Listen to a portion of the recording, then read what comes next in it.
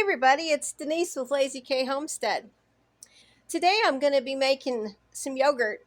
I make it every 2 weeks in my Instapot, and it's so easy.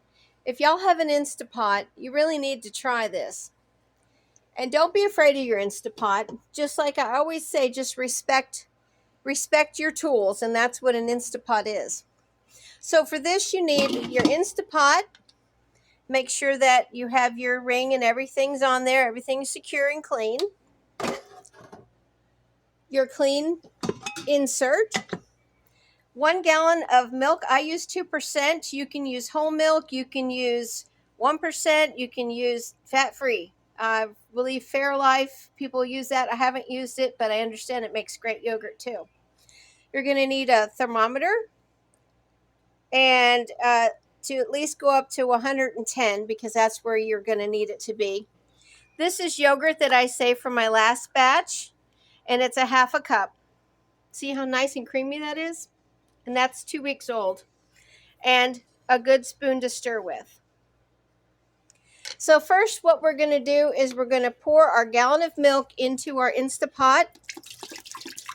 And it will go all the way up to the max mark, which is, let me stop that right there, or below, which is fine.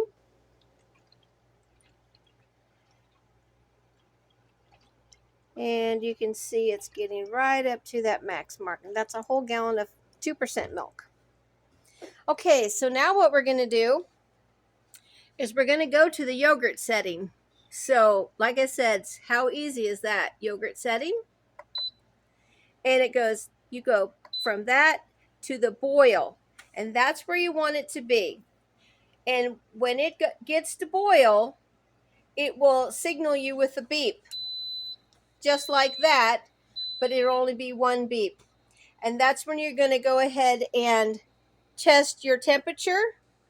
And it's going to be a lot more than 110, but that's what you want it to cool down to. So that's where we're going to be, and I'll be back in a few. Okay guys, so we have gotten the boil done, and the Instapot says end. So it is off.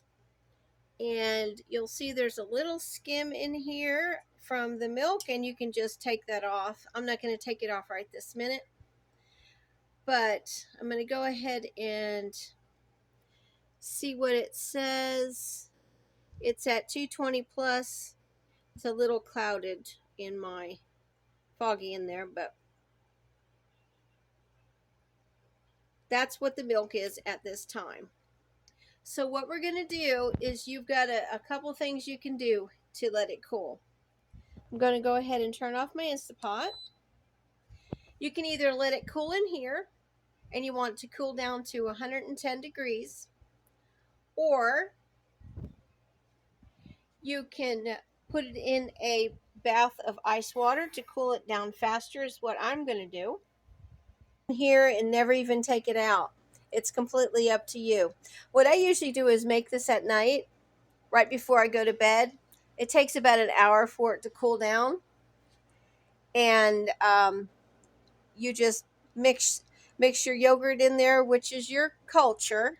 Like I said, if you don't have yogurt from your last batch, if you made it before, you just I usually use chobani, and it's live cultures. I've used Great Value, but I like chobani because in its Greek yogurt, it really does a good job with the thickness that I want. There's a little bit after we create the yogurt, well, it creates itself. You have to strain it, but it's a super easy process. All right, we'll be back in a little bit. Okay, so I have my milk back in the Instapot. And what you want to do at that point is take 1 cup of the milk out, and you want to put it in to a measuring cup. And then you want to add your yogurt, which I had already done. My phone wasn't recording. But you want to mix it up so it's pretty well mixed.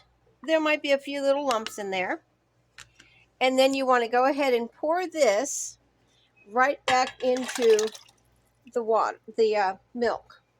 And just stir it so it's blended. And it doesn't have to be well blended, just as long as it's all stirred through. Okay. All right, and then you're going to go ahead and put your Instapot lid back on.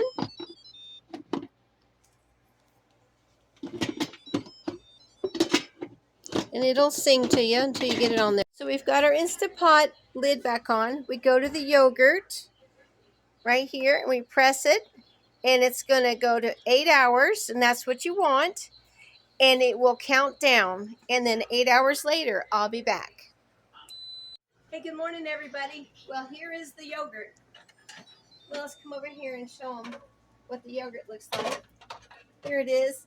And if you can see this right here, that's the whey. That's what we're going to strain off this morning. No way. Whey. Here's yogurt.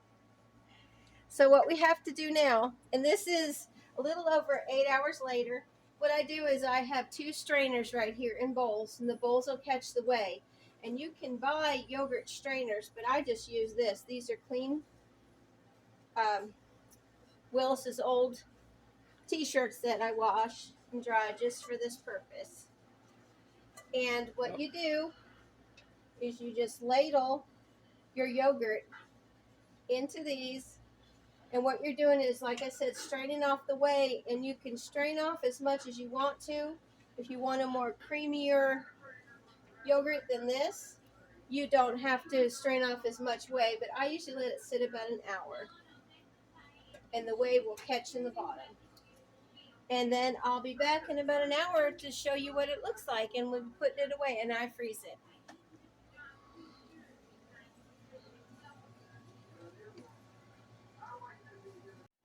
Okay, guys, it's been over an hour, and come over here, Will. The yogurt looks really good. There's the whey down in there. Can you get a shot of that?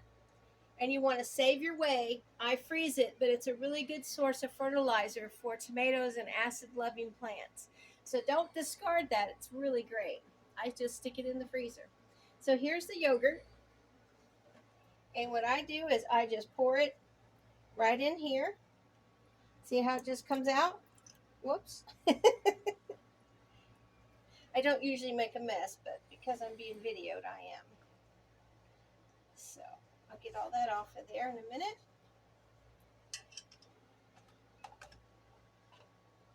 Okay. And there is your yogurt. And just stick it in the freezer. It lasts up, I've used it as long as a month, but it usually doesn't last around here. But always remember to take out a half a cup to save for your next batch when you're going to use that. All right, well, that's it for yogurt. I hope you guys will try it. Like, share, and subscribe. Have a great day. Bye.